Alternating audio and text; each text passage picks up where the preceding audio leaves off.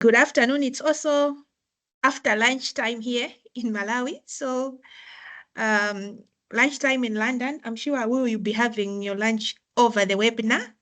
And so many others in different parts of the world are welcome to this second of our 3 webinars that we are holding on some of the important topics on the discussion on DSI. We held our first webinar a few days ago, and I would like to indicate that the recording of the webinar is online for those that want to revisit the discussion of that day, but also maybe those that might have missed it. And we'll also do the same for this webinar. We'll make the webinar available after we have closed this one. And just to say thank you so much for your presence today. We really hope that you find this useful as we all continue to prepare for Kali. And just before we go into the details of this webinar, which is specifically focusing on the allocation formula, which is one of the important issues under the DSI discussion, let me just invite the Secretariat before we go into the substantive matters to run us through some of the housekeeping issues. So Secretariat, please have the floor before we go into detail. I see it's Christy, you have the floor. Thank you, Co-Chair, and good time of day to everyone. I'll be brief because we have a lot to get through today, but our usual housekeeping is on screen. So this webinar will also be recorded and made available shortly after it finishes, and we'll be conducting today only in English. There will be time for a Q&A session at the end. This may be limited given the amount of material we have to come through today, but nevertheless, at that time you'll be unmuted and you can raise your hand to ask questions or pop them in the chat. Thank you. Back to you, Co-Chairs. All right. Thank you very much. That was really brief, and thank you for reminding us to mute our mics so that we are able to have a good discussion and be able to listen through. So like I indicated, today we are focusing on the allocation formula, and we'll be looking at various issues that we might be considering as we continue to brainstorm on how best to address the mechanism that we are both developing. Just to indicate that we are having these webinars only for information purposes. So we don't expect that we'll be negotiating in these webinars or making any decisions, but we'll be giving each other information so that when you meet again in person in Kali, we'll have greater understanding on some of the options that we can consider for the operationalization of the mechanism.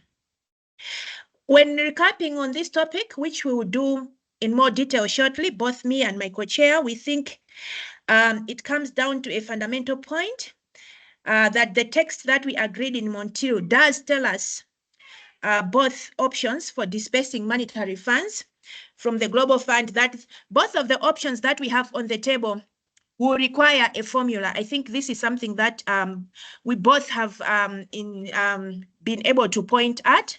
So we'll have this discussion with that in the mind, with the understanding that both of the options will require some kind of formula. So when we are discussing the options today, we'll be considering both options and how that formula might apply to both.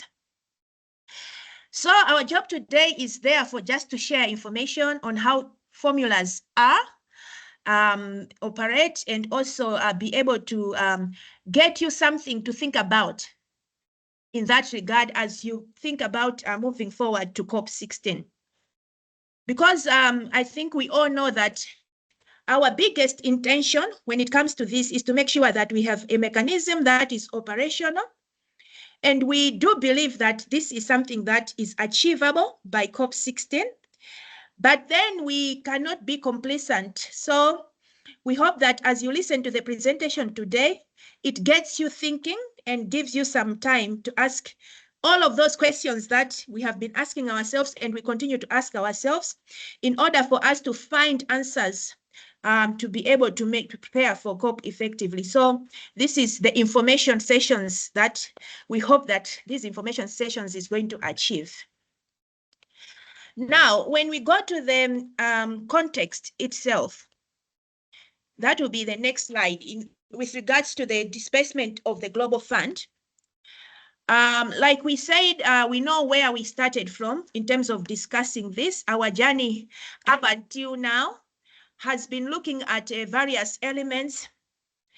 And one of the major elements that we have been discussing and even have had consensus was on some key principles, specifically on what the fund should be used for. And we all seem to have that consensus that the fund should support the conservation and sustainable use of biodiversity. I think that's what we have been discussing all along. And also that it should benefit indigenous peoples and local communities, including women and youth.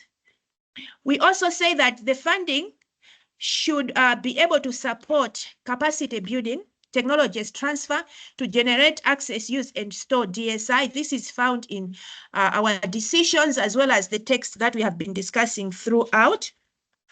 But we also said that the funding should also support the goals that we find in the Kunming-Montreal Global Biodiversity Framework, including through how we address those goals through our NBSAPs. So we know that this is something that we have been discussing and we have been considering it, and we can call that all of this has been the what. What should the funding do? But then now we have reached a point where we're considering how should we consider the funding allocations for each country so that these funds are able to address the what that we have been agreeing all along. So this presentation will focus on the how should we consider the allocations to be made for each country from the fund, with the background that we have already identified what this funding is supposed to do. So I think today that's what we'll go through. And when we look at how the allocation is considered, which is in this slide, from the outset, when we started this discussion way back in Geneva, it was a clear, there was a clear indication that there was a strong expectation for the allocation-based formula to consider what we can say some kind of allocation criteria, which we can find in the Geneva text, but we have also continued to find in the Montreal text and also throughout our intersessional discussions. And some of this criteria is what is captured here. But then we also know that there could be other criteria that we might continue to explore. And I think it was clear from all of our discussions that we want the criteria to be able to have the ability to allocate the resources to indigenous and peoples and local communities, that we should be able to consider the biodiversity richness of countries, that we should be able to consider the capacity needs and also the regional balance that exists in different countries. So this is what you find in the Geneva text, because we were also already thinking at that time, how should we allocate these funds and what criteria to use? And we saw that this advanced in Montreal, and we built on what we had in Geneva. And now we have what is set out in Enclosure B at the moment as a continuation of some of the criteria that should be considered when allocating the fund. We'll go back to that shortly in the rest of the presentation, because we want to dwell on that and be able to use it as a way of us presenting what the formula might look like, or the understanding of what the formulas out there would do for the two options. So we indicated that partners may also consider to set aside a percentage of the fund for various means, including to support the self-identified needs of indigenous people and local communities, including women and youth in the Montreal text. And finally, also along with some of the governance and review provisions that we have in our text, it touches on some of these issues. And we even there's a proposal of having a working group for the intersessional period between COP16 and COP17 to continue to work on the formula in work with this so that it can be reviewed at COP17. So you have seen that over the past, this is what we have discussed with regards to the how the allocation is going to be done in Geneva. looking at the criteria, looking at some of the issues that might happen, and even a consideration of having an interim process to allow us to develop that formula further. So with this background, I hope that we can all recall where we're coming from, what we have agreed, or at least agreed so far, and what we need to answer ahead of us for COP. So I'll hand over to Will, my co-chair, to take us through the actual issues in terms of the options and what an initial formula would look like, or any other information to help us now unpack the how. So thank you very much, and I hope that this background helps to refresh our minds from where we're coming from and to where we're going. I'll hand over to Will to provide us with some information for people to think about towards CARDI. Thank you very much. Thank you very much, Pat. So that was really, really clear. Thank you. Kirsty, if you bring up the next slide. So I'll be very brief. So as Mpatso's covered that story, I think very clearly, and that story about our history and the history of the discussions here, I think finds very clear expression, or clearest expression indeed, in the text that we agreed in Montreal and that we've sent to the COP. And that indeed we'll start talking about in 20 days' time. So here is paragraph 20, and there are two options, as I'm sure you all recall, option A and option B. Under option A, the project-based allocation, there is wording that says that the allocation of funding through a project-based methodology must take into account indicative allocations. So in order to calculate those indicative allocations, an indication of what parties or projects might receive through that process, there needs to be a formula. If we want to have an indication of the allocation, there needs to be a formula for working that out. For option B, which is a sort of a formula-based approach, direct allocations to countries, so there's an amount of money in the pot and the pot gets automatically allocated, cut up, there needs to be a formula for working that approach out as well. So under both scenarios that you've discussed and forwarded to the COP, there needs to be a formula. Let's go to the next slide, Kirsty. And what obviously we spent some time in Montreal talking about the components of that formula, and we reflected those in enclosure B. That's where they're found in our draft recommendation. And we noticed, I think, as a group, that is collaboratively as a group, that there were two kinds of metric, if you like, that we were thinking about, two bits to the formula, two big chunks. One of those chunks was something to do with biodiversity, something to do with nature. And there were different reasons for that. I mean, there's all sorts of different reasons. One of the reasons that we heard that was quite interesting was that this is sort of a proxy for DSI. If you've got lots of nature, in principle, if capacity were evenly spread around the world, you should have lots of DSI. And so there was an interest in a metric around biodiversity, an interest in a metric around nature, perhaps because it serves as sort of a metric about DSI. And then on the next slide, we had that other big bucket of things that we were thinking about, which was about the amount, if you like, that a country needs the money. So country needs, capacity needs, or level of development, different ways of expressing it. But the idea that different countries need different amounts of money from the fund for different purposes. So today, over the next 45 minutes or so, we're going to hear about those two big buckets of thinking, a set of data around biodiversity and a set of data around capacity. And we're very lucky to have two very expert presenters talk to us about those things. I will hand over without further ado to Neville Ash, who's going to introduce himself and then talk to us a little bit about biodiversity metrics. Neville, over to you. Brilliant, Will, and Fatso, thank you very much indeed. I'm Neville Ash, the Director of the UN Environment Programme World Conservation Monitoring Centre, and it's a pleasure to talk you through some of the options and considerations for the biodiversity elements of a potential DSI allocation formula. So if we go to the next slide, this is a list drawing from the enclosure B that both Mfatso and Will have referred to, a list of indicative elements from the working group that might be considered as part of the biodiversity component of a formula. And includes a range of issues, of considerations, of metrics potentially that might be brought into a formula. And let me just very quickly talk through this list. So biodiversity richness, of course, the number of different species in a particular place, Typically, this can be broken down in different realms, so terrestrial, freshwater systems, and of course marine systems. Let me come on to how this metric on biodiversity richness relates to some others in the list as well. But let me just quickly walk through the list first. Level of endemicity. So this is how unique biodiversity is in a particular place. An endemic species is restricted in range, so it might be a nationally endemic species only found in a particular country. The level of threat and vulnerability, typically these are based on assessments, expert assessments of levels of threat, and most consistently globally through the IUCN Red List process for species. And vulnerability, again, might be life history traits. There might be elements of species that lead them to be more vulnerable alongside the threats that they face as well in the environment.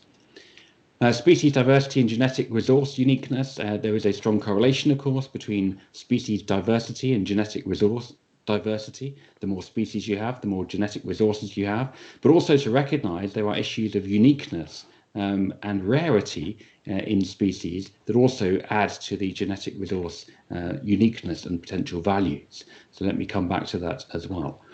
The considerations here of biodiversity relevance, biodiversity contribution, how important is a particular area, country, for a contribution to biodiversity because of the numbers of species it has, but also the importance of a contribution to the range. How much of a species range is found within a particular country? I'll come back to that as well. And then other issues in relating to conservation needs, the threat levels we mentioned on biodiversity, some of the responses that have been put in place. Protected area coverage is one with a globally consistent data layer, but others might be thought about as well. The geographical origin of genetic resources from which DSI was generated is in the list in enclosure B. Increasingly difficult to make that connection between DSI and geographic origin of resources, particularly with new technologies bringing together different strands of DSI and into novel configurations. A variety of ecosystems, certainly that is an important consideration beyond the species level, with data available globally on where different ecosystem types are, and therefore similar kinds of understandings in relation to species about rarity of ecosystems, extent and range that might be brought to bear on a formula as well. And then the presence linked to that, the presence of extreme unique types of ecosystems that might be considered in that context as well. So these are the main biodiversity elements, and to recognize that many of these are themselves related. So, for example, I've mentioned already species richness, highly correlated with genetic diversity, but species richness is also correlated with other considerations such as area. The larger the country, the more likely you are to have a high level of species richness. And of course, by where you are in the world. So countries closer to the tropics have a greater species diversity than countries closer to the poles, and that's the global patterns of species diversity. But species richness is also correlated with endemism. So the greater your species richness, the more likely you are to have endemic species as well. And we see that in patterns of species distributions around the world, biodiversity distribution around the world. And then also to note that species richness is driven mainly by common species. But of course, there may be rarity and uniqueness considerations, which are important factors to consider in relation to a formula and allocation. So if we go to the next slide. Some additional considerations in relation to possible data available to underpin these issues highlighted in enclosure B. Of course, it's going to be important to ensure that any formula is based on the best available data with global coverage and consistent application of that data globally. There are, of course, many thematic, taxonomic and geographical biases in data. We have better status data in many cases and threat data. There's certainly taxonomic bias towards well-studied species in well-studied parts of the world. So, for example, we know much more about mammals than we do about invertebrates. We know much more about terrestrial species than we do about marine species. There are many opportunities to build on existing metrics and use cases, and I'll talk to one of those shortly. And a lot of work's been done to think about how globally consistent data on biodiversity can be brought together in various indices. And then I will touch as well on some methodological approaches to how one might think about data smoothing and weighting issues in relation to indices which are being used. Let me come back to that. Next slide, please. So what I want to do is talk through, just to illustrate the approach, a benefits index for biodiversity that's been developed using globally consistent data. This has been used as part of a formula to determine the allocation of funding under the GEF, under the System of Transparent Allocation of Resources, for the last 2 GEF cycles, and is being considered further for updates for GEF 9 in the next replenishment cycle. Further details of this can be found at the web link here, but maybe that can be posted in the chat box as well, and that will enable people to click on the link more directly. If we go to the next slide. So if you bear with me just for 1 minute while I talk through the methodological approach for the Biodiversity Benefits Index that was developed. Again, just to illustrate an opportunity there would be to draw on the experiences and lessons learned. So there are 5 key steps to the methodology that was developed for the allocation of the STAR funding, recognising this contributes to a broader formula within the GEF. So this is the biodiversity dimension of a broader formula on climate change, land degradation and other considerations. So the first step is that every country is analysed in relation to the ecoregions that are found in that country, to give you a series of country ecoregion clusters, or components we call them. And then for each of these components, a number of issues were calculated. So the species present in that component, the level of extinction risk in that component, and the proportion of a species' global range in that area as well. Those 3 issues can be calculated based on globally consistent data available for a number of different taxa. Let me come back to that. And this has all been done at a 10-kilometre resolution. This work was done, I should say, in 2019. And I'll come back to some of the changes since then that might have implications. So from this country ecoregion component species related analysis, step 3 was to develop then a weighted species threat score, which is basically if the value increases, then you have more threatened species in your country ecosystem ecoregion component. So it's a weighted species threat score that represents the proportion of a species' global range within each grid cell, weighted by the extinction risk. So higher threat level, higher weighting and higher value. And then for each of the countries under the analysis, this is then aggregated for marine and for terrestrial realms, whereby the inclusion of the global species range is represented there with a weighting of 0.65, 65% of the total weighting comes from that. The weighted species threat score, as described in step 3, contributes 20% of the weighting, and a global ecoregion range map representing 15% of the weighting. So for each country, for each marine and terrestrial realm, those scores are calculated based on these weightings. I'll come back to the weightings because it's an important consideration for any formula. And then the overall country score is brought together through a 75% weighting for the terrestrial score from step 4 and a 25% weighting for marine score from step 4. And these weightings here are more to reflect the data contributions rather than, of course, the importance of terrestrial or marine systems. And I'll come back to weightings in the next slide. Though, let me talk about the input layers which have come into these allocations and the analysis. And whilst you don't need to look at all the details here, the key point is that these are pretty restricted. So, for example, we draw on the data available for global distribution and threat status of 6,500 mammal species, 11,000 bird species, 9,000 amphibian species, 6,000 coral species and others, but we don't include in here, for example, the 16,000 ant species, the 400,000 plant species, terrestrial plant species, or the million-plus species of beetle in the world. So it is important to recognise that the available data are very restricted taxonomically, such that the vast majority of biodiversity at the species level is not represented here simply because the data are not available. So that's on the species data, and then the ecoregion data, there's a number of data sets which have been drawn on, and the marine habitat data, particularly in relation to marine areas where there is limited knowledge in marine species ranges. So proxies here used for ecoregions, ecosystems in the marine realm to determine the importance of marine areas. So when that's all brought together into the next slide, we can see a map of biodiversity values, which is shown here for GEF eligible countries. And based on those weightings I've mentioned before, the marine and terrestrial weighting, the component weights for the species ranges, threatened species weighted score, and the represented ecoregions. And you can see here, it's relatively straightforward to provide that information spatially. This again was done 5 years ago. Let's move on to the next slide. So additional considerations around this particular approach and methodology, it's accounting for the number of species present, the global importance of each species, including based on the range, and this is again relevant back to the enclosure B element which have been discussed.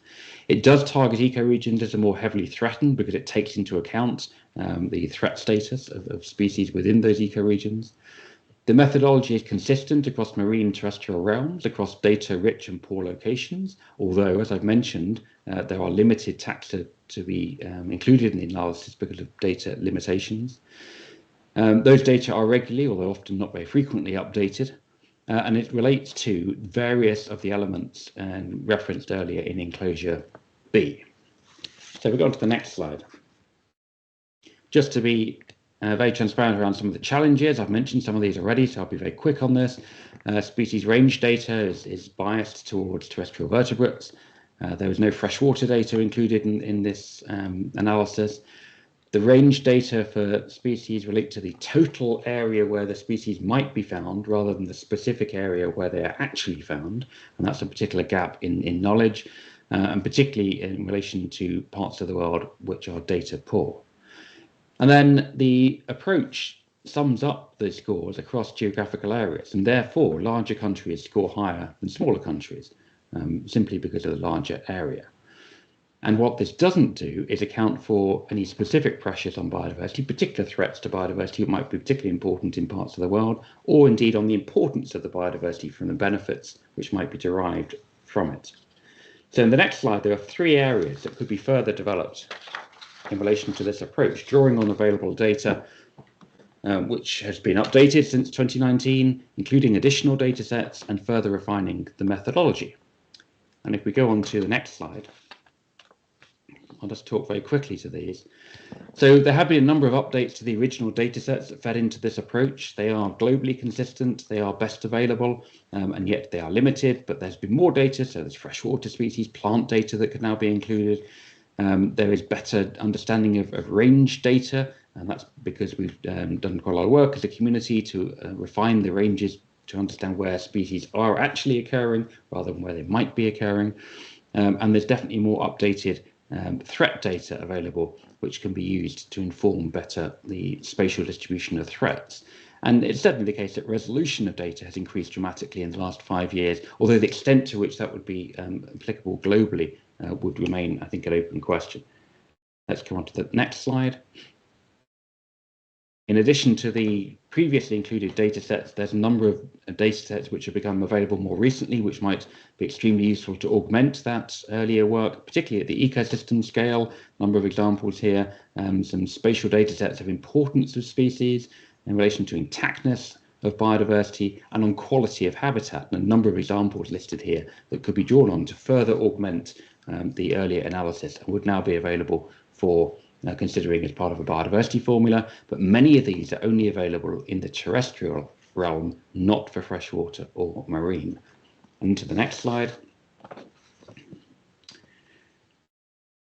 Just to quickly touch on the weightings issue I mentioned already. So some sensitivity analysis was done by our lead marine scientist here at UNET WCMC, Chris McCohen, and he found, and can be shown on the right-hand side of this slide here very clearly, that if you play with the different weightings, so there are the weightings across the range, the threat score, the ecoregions, and then the marine and the terrestrial weightings, it typically makes very little difference what those weightings are if you are at the top of the scale. So these are typically the megadiverse countries, but it makes a huge difference where you put those weightings for the potential allocation for the majority of the countries in the middle of the range of values, and it makes slightly less of a difference for those countries at the bottom of the range of the values. So the weighting is important for many countries. It doesn't affect the top and the bottom so much, but there will need to be consideration to the weightings going forwards for any particular formula. I've mentioned already the bias towards larger countries, and then weightings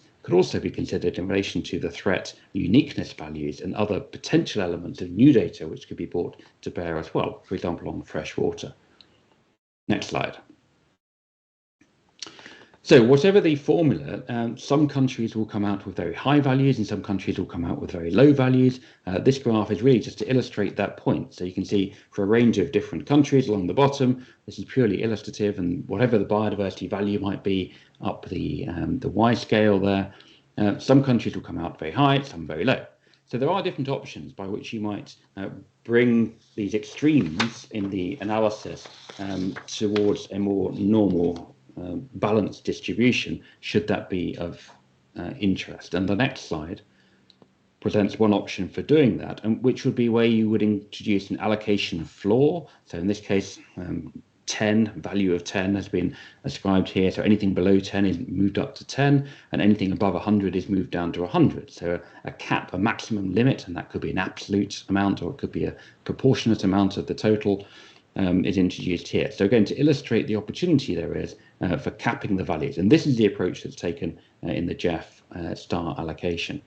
In the next slide is another option for doing this, which is to produce the scale in a logarithmic scale. And that's a statistical approach for reducing the outliers and bringing the extremes closer to the average. So that's another way in which you maintain the overall pattern, but you reduce those outliers of very low or very high. So these graphs are all based on the same data, just the different approach used, in this case, the log values rather than the actual values. And so my final slide,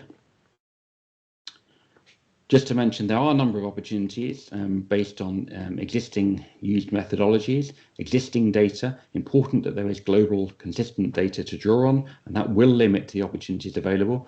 There's an opportunity to consider and refine these options, of course, at COP16 to determine any initial approach that might be taken forward. And then there's a longer term opportunity to think about how new data and further refinements to the methodology could be taken on board. But I hope that's been helpful in illustrating the kind of approach which is available, some of the constraints and some of the opportunities. So with that, thank you, and back to you, Will. Thank you very much, Neville. That was exceptionally clear, very helpful. It covered a lot, so really grateful. We're going to press on with presentations because there's a lot to get through. And Neville, if you don't mind, if there is time for Q&A at the end, I'll bring you back in then. So as we said, we're talking about two big categories of metrics, if you like, two big categories of data. That was our biodiversity category. We're now going to hear about our need category, if you like, and we're very, very lucky. We're being joined by Herman Smith from the UN Statistical Division, who's going to talk to us about that.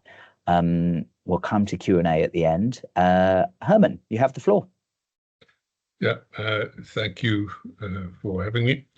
Yeah, I'm certainly not very familiar with these biodiversity stuff.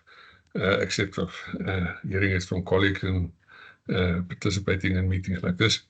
Yeah, my knowledge is more with economic measures. So if we can move on to the next slide, what I will present to you is the scale of assessments to determine the United Nations regular budget. So what your problem is, you have a fund, you want to disperse it in a certain way, and we've seen now from quite an interesting way of looking at the biodiversity elements that you would like to look at. And what I would present here is some of the elements that you could take into consideration to take economic development into consideration. If you move on. So it provides you then an overview of the methodologies that you could use for allocating funds, which would then contain elements of economic developments. There are other elements of human capital and environmental vulnerabilities that you could also consider in combining various indicators into indices. Now, the one that I would talk mostly about today is the United Nations Scale of Assessments. There's also criteria for identifying least developed countries. Now, you would like to talk or have a measure for all countries, but these least developed countries criteria could be applied. So it provides you with a methodology rather than concentrating on only a few countries. Next slide. Now, just to start off where the data comes from, the General Assembly of the United Nations asked the Committee on Contributions to prepare data based on reliable, verifiable, and comparable data. And I saw some of the in the chat, some of the comments there also speaks to this, having data that are available over time, that are reliable, that you can verify and comparable and can compare. Not only with each other, but also over time. So I think that's an important principle that you would need to take into consideration for these methodologies that you would like to implement. There are always trade-offs between then the timeliness and then this quality of the data that you would like to have. And that is, I'm sure in the biodiversity field, you would not always have up-to-date data, and you would need to consider how you would deal with that. Next slide. So for the scale of assessments, there are 3 elements that are being used. Estimates of income, how you would apply some relief measures, which is the development aspect that has been taken into consideration. And then a third element, which I think is also something that is an important element that you could look at, is having certain limits, a floor limit or a maximum limit. And I think the smoothing elements that were presented earlier would also give you a similar type of approach. Now, in terms of we talk about national income. So this is actually the gross national income of a country. It's usually presented in national currencies. And you would need to apply conversion rates to get it into a common value. Then there's a base period, so the period of data that you use for purposes of your assessment. Then in terms of, you could also bring in other elements like a debt burden of a country. And the most important element, I think, that is important for you is to bring in the size of the population, to standardize a bit the income of a country with the number of people in the country. And I've already referred to the limits, either a floor, a minimum limit, or a maximum limit. Next slide. The income measure, as I indicated, is the gross national income. It's a measure of economic performance in the country. The exchange rates are used to get comparable measures of income. And you usually, in the case of the scale, we take the gross national income and national currency and convert that the United States dollars using market exchange rates. But in some cases, these market exchange rates lead to excessive distortions in GNI when you measure it in dollars, and then we make some adjustments to those exchange rates. Next slide. So this is the base period that that's being used by the Committee on Contributions, a 6-year base period, or combined with a 3-year base period. So I mean that there are several ways that you can use it, but the principle is that you compile your indicators or your assessment using a particular period of time. And particularly if you don't have data up until the latest year for all countries, you would need to find a common year to do that. Next slide. So the debt burden adjustment is just to relieve the impact of the repayment of external debt to your income. And then the low per capita income adjustment is basically to take into consideration the income per head of population to prevent anomalous assessments based on only the comparative estimates of national income. An example here is, for instance, if you take the United States and you divide its GDP with the population, you end up with a value of about $40,000. If you take the second biggest economy in the world, which is China, and you divide it by its population, the per capita income is 6,000. And that difference between the US per capita income and the Chinese per capita income gives you an indication of the level of development in the country.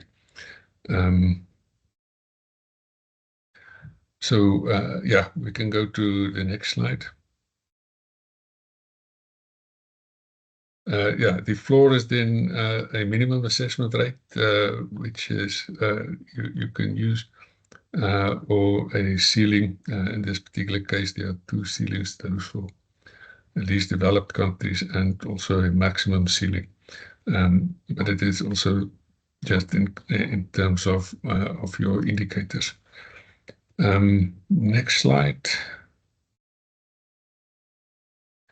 This is only a list of all the data sources that are available for the compilation of the scale of assessments, which you have access to as well. The income data comes from data that we compile at the Statistics Division. And there are already per capita data available, and that per capita data are also available in US dollars. And we've made the adjustments to the exchange rates where necessary. The exchange rates are obtained from the IMF, International Monetary Fund, and that data comes from the World Bank, and the UN Population Division compiles data on population over the world. So you can have a look at that as well at that link. And if you want to find out some more about the scale of assessments, you can also access that. I want to mention just one thing that I planned to present to you, but we have limited time. But I would like to just mention the LDC criteria, the criteria for identifying least developed countries. In that particular case, you also use income. It's national income per capita, precisely the same thing that you use for the scale of assessments, but they've got also two other elements, a human asset index and an economic environmental vulnerability index. Now, what I liked about this is that the way that they combine these indices, and in this particular case, they use the three elements separately, and they combine, in the case of human asset index, 6 indicators, where they use a maximum minimum methodology to smooth out the indicators and then add them together. So I just thought that it would be interesting for you to also take that into consideration as a method to use for this. Christy has the full set of slides, and there's also some indicators that you can look at. So if I'm not mistaken, I'm now at the end of my slides. Thank you very much. Goodness me, great job. So we covered a lot of ground, everybody. I'm very, very grateful indeed to Neville and Herman for their excellent presentations, which I think were very clear and gave us lots to think about. We do have 10 minutes, which is wonderful. So let's get through as many questions as we can. I mean, the first thing to say is that the slides and the recordings will be made available, so you can digest this in your own time afterwards. I see a digital hand, and that hand belongs to Pierre. Pierre, do tell us where you're from and ask your question. If you are able to unmute. Kirsty, is Pierre able to unmute? I'm just doing it now, thank you. Very good, thank you.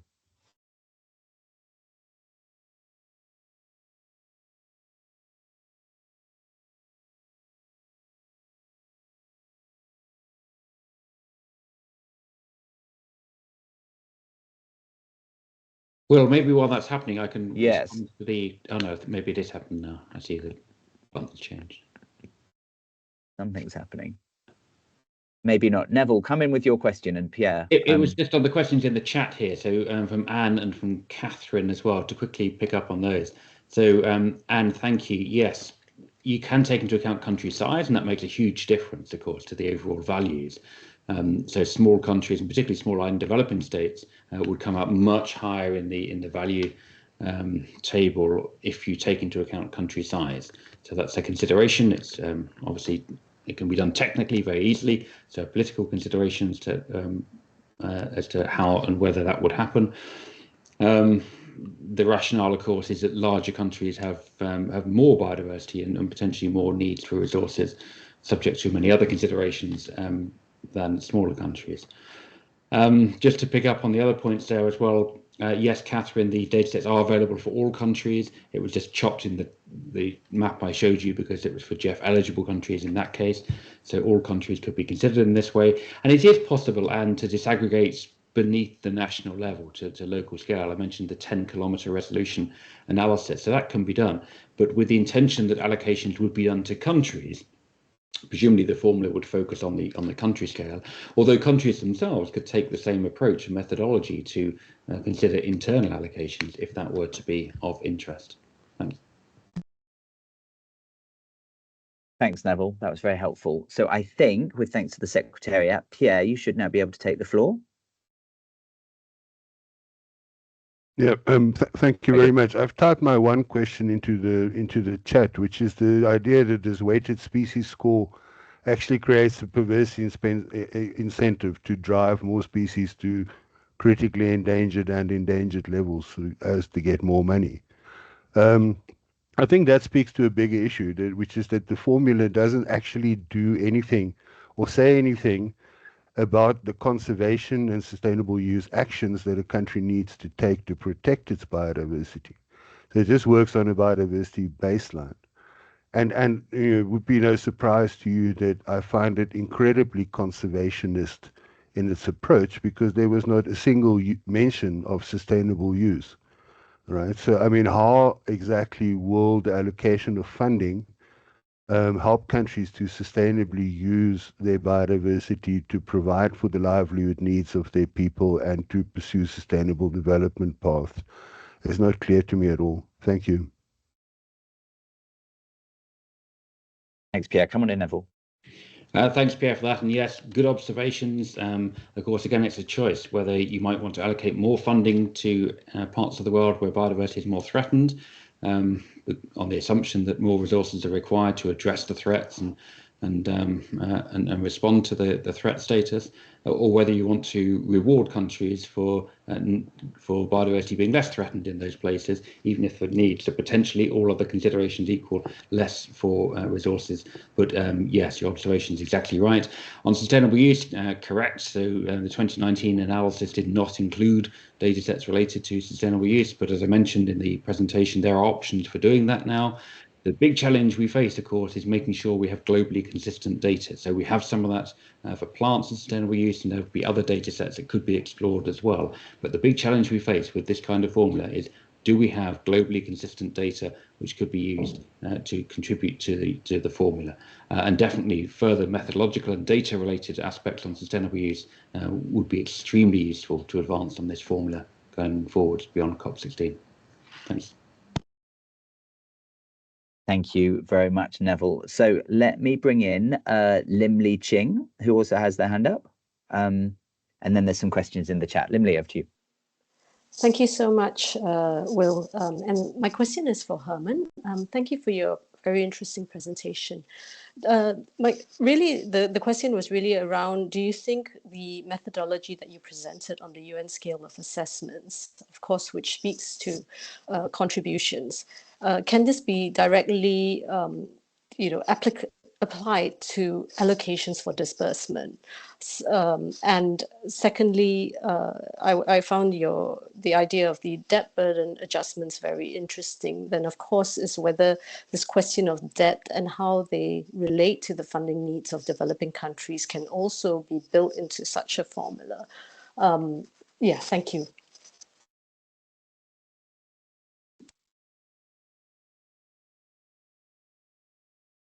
Do I speak? Please, Herman, go on. Yeah, I'm not a particular fan of the debt burden issues. That is particularly a time series that's not available for all countries, so it would be very difficult to really apply that. I think what is something that you could use is the per capita income levels of countries. That you can combine with the biodiversity indicators, because the size of the economy is fairly reflected in the per capita income series that you have. So those shares of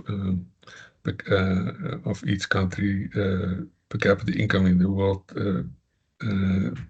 over the total world per capita income, is a good indicator. I would personally, I would not endeavor into trying to add something like debt, because it's implicitly already also reflected. A large part of it is already reflected into the national income anyway. So it's a bit of a double counting, and make it very difficult to combine that with what you are trying to do. I would rather add something like the Human Asset Index and even the economic vulnerability indexes that are being used for LDC criteria, which is much more easier to obtain and is more readily available and usable within the framework that you are working with. Thanks. Brilliant. Thank you, Herman. So there's, I'm just going to work through the questions in the chat in order. We've only got 3 minutes, so we might not get much further, but they're very helpful nonetheless. So Neville, I think 2 quick ones for you from Salima.